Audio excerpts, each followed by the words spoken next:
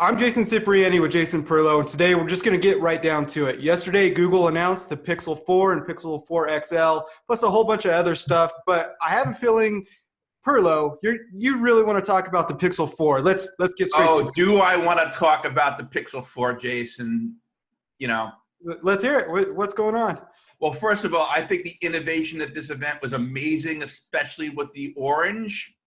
Who the hell knew that we needed an orange phone, right? Look, in person, it doesn't look very orange in person. It looks more salmon-y, I would say, but salmon-y. Yeah. So you would say that their level of effort in creating us orange color is about the same as Apple's trying to create a purple. Google runs its events very different from Apple. Yeah. Like night and day. Like Apple sends their executives off to finishing school, I think, to do their events. They're in the row. They have pricing ready to go. Bam, bam, bam. $7.99, $8.99, $9.99. Bam. This model. Ready to go. The journalists got everything they need. Now, the Google event, they didn't feel prepared as much, in my opinion, the execs, especially the lady who was doing the Pixel Book one. She looked very uncomfortable sitting in that seat there. But the fact that we didn't have full pricing for every model of the Pixel was very strange. That we had to go back check the website, after the event. And so, and the first one's only a 1 hour event. So they were launching a comparable amount of junk, right, that Apple does at these events. And they're trying to squeeze it down to 1 hour. And they can't go over every single feature thing that really, shows the strengths of a particular product. They're just kind of like showing people walking around using the products, and they're like, okay, next product. But they didn't really, I don't think they dwelled as much on the technology as I would have liked. But quite frankly, we had all the specifications of this damn thing for months. Yeah. I don't think they should have done an event. I think they just should have just announced the damn phone 2 months ago and started pre-orders. I mean, in a a way, it was announced 2 months ago. From all the leaks, I mean, we had spec sheets. The only thing that didn't truly leak was the price, which is usually the case with smartphone leaks in general. So Pixel 4 starts at $799 for 64 gigabytes of storage. Pixel 4 XL is $899 for 64 gigabytes of storage. Add $100 to either of those prices, you get 128 gigabytes of storage. Which, by the way, you're now more expensive than a comparable S10 or S10 Plus at the same configuration, and the iPhone. Well, it depends on where you buy it, and I think that's a point that you and I are going to disagree on here. Is especially in the U.S., the biggest news for Pixel 4 yesterday. Forget the camera upgrades, forget all the other stuff. It's the fact that it's going to be available directly from every carrier, every major carrier in the U.S. Well, that's nice, but they only have a 2.3% market share, so good freaking luck with that. They only have a 2.3% market share because they've only been available directly from Verizon or online. Yes. So being available and having someone walk into a T-Mobile or AT&T or Sprint store or any of the other off brands like Visible and whatnot, and have a $799 Pixel 4 priced against a Galaxy S10 that's $899. It's going to be a little bit more appealing, and I see that market share going up quite a bit. Okay. Now, don't you think this is kind of poisonous when given the fact that Samsung is their largest OEM partner, that they're now being put right next to them in the same damn store? No, I don't. I think it's going to force Samsung to make better decisions as far as updating software, getting more regular with that. It's adding competition with their biggest OEM partner, and they absolutely need that. Why do we need a Pixel in the first place? Why do we need this overpriced piece of junk when we could have a properly managed OEM ecosystem that updates their software when they're supposed to, because we're too far into it. Out when they're supposed to. Google is too far into it now to even try to take back that power and that control. And so they have to do it by releasing a Pixel. I mean, that's what the Nexus brand was always about, right? Reference devices. Now we have the Pixel that's not positioned as a reference device, but pictured or presented as the experience Google wants you to have from Android.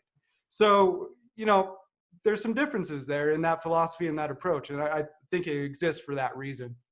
All right, and I understand the need to build a reference device. Microsoft does this with the Surface, but they're able to get their OEMs to innovate by releasing the service with their own PC hardware. They really have, despite the fact that the Surface exists. I'm not seeing that with Google's OEMs at all, other than Samsung, which would make some very nice devices, Sure. but they're also doing screwy things with the operating system that I do not like. Yeah, right? sure. And you got companies like Xiaomi and Nokia in the mix. And so I agree with you. They're not going to resolve this problem anytime soon. No. Right. But at the same time, I don't think, we need the Pixel to be this super expensive device either. Right. I think their best Pixel, honestly, is the A series. Sure. I'm curious what they're going to do with the 4A. If they can keep it at $399, I think it'll be a solid phone, especially if they get it across all the carriers. I think that will help them more than this expensive phone will. In the long run. Look, on paper, comparing the specs and all the stats, it does kind of appear to be an expensive phone. The Qualcomm Snapdragon 855 is nearly a year old. Yeah, it's the last device to be released with that chip, because the 865 is coming out next month. Yeah, right. So it already feels outdated because it's the last device to be released with that chipset, right? Not that there's anything wrong with the 855 chipset, but that release a super premium device with that chipset at the end of the year. Right. Yeah. Chip comes out, seems. Google's kind of married to this October release schedule because that's the cadence they use to release Android, right? And so it's frustrating on a personal level. Every year the Pixel comes out, it includes all these cool features, but it has nearly a year-old processor in it. I wish there was a way for them to flip that and release on schedule, February, They could buy March. their hardware from Huawei with Huawei's chip in it, and that would be awesome. I would love to see a P30 Pro Pixel. That's what I want. I don't want Google's freaking Pixel. I want a P30 Pro with Huawei's machine learning chip. By the way, Apple has managed for their price point to put 6 machine learning co-processors inside the A13.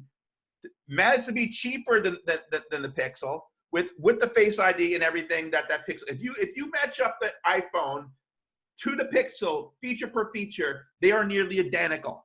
Sure. In terms of, it's got image processing, right? It's got and by the way, I think the iPhone's camera setup is better. The fact that they didn't go with the wide lens was stupid in this phone. I didn't think that was a good decision. The fact that their storage, so the iPhone and the Pixel are both 64 gig at the base level, at the base price level, right? So that's parity. They both got Face ID. Now they implemented it slightly differently, but that's parity. I don't think the radar freaking hand gesture thing is gonna amount to much. So I have it. I've been using it for a little under 24 hours now.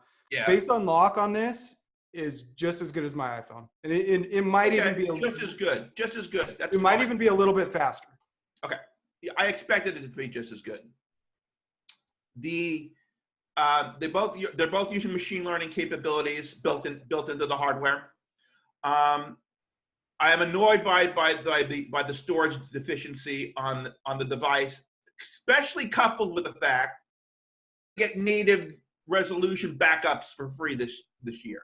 That really ticks me off because I shoot everything in full resolution on my Pixel because of that. Yeah, so Google used to provide unlimited Google Photo storage to Pixel owners at full resolution. Right now, Pixel 3 and earlier owners have a few years left on unlimited storage. Well, starting with the Pixel 4, which is something they didn't mention on stage, starting with the Pixel 4, you could only do the high quality unlimited backup. Which is like what the iPhone gets and every other Android vendor gets. Just like everyone else. No better. If you want to do full resolution, you have to now pay for storage, which is, what they're pushing services with their Google One platform. So yeah, I agree. The 64 gigs, not enough. I said it when Apple released the iPhone. I wrote an article about it. 64 gigs on the Pixel, not enough, especially taking away the unlimited storage for Google Photos. I'm a big fan of this phone for a lot of reasons, but there's a lot of stuff that that are frustration points. Two of Jason, them. I bought one. I bought one. Oh, and by the way, the trade-in value this year stinks. Last year it was $300. The year before it was $350 on the maxed out Pixel. If you traded in your previous Pixel, today it's $250. So I bought the XL with 128. I think I paid $750 for it or something like that. Oh, Maybe a okay. little So bit you more traded cash. in your 3. Yeah, I traded it in. Hey, wait. What color did you get? White, because I couldn't get the orange. Okay. Or are you glad you paid for Android? Aren't you glad you paid extra for Android updates? Is the name of the color?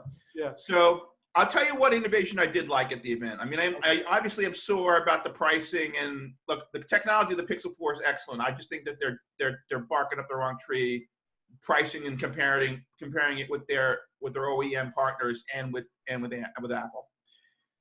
I thought the Pixel Buds were really cool. Yeah, I'm frustrated we're not going to see those until the spring. Like, industrial design of that device is fantastic. First of all, I hate to this day, I do not own a pair of AirPods with those stupid things that stick out of your ears. Looks dumb. So I love the fact that they did a very strong design where the batteries are curved into the anatomy of the ear itself. Yeah. And that they are quote unquote ambient. You know, they're running all the time. We'll see how that works.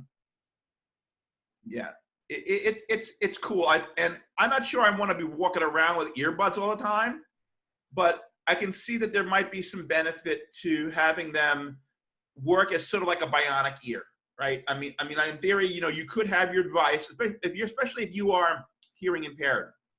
You know, your phone itself has, you know, pretty sophisticated audio pickups.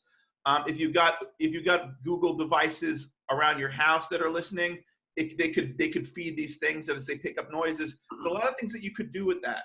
Yeah, Apple does that with the AirPods. There's actually a feature built into iOS that you can use.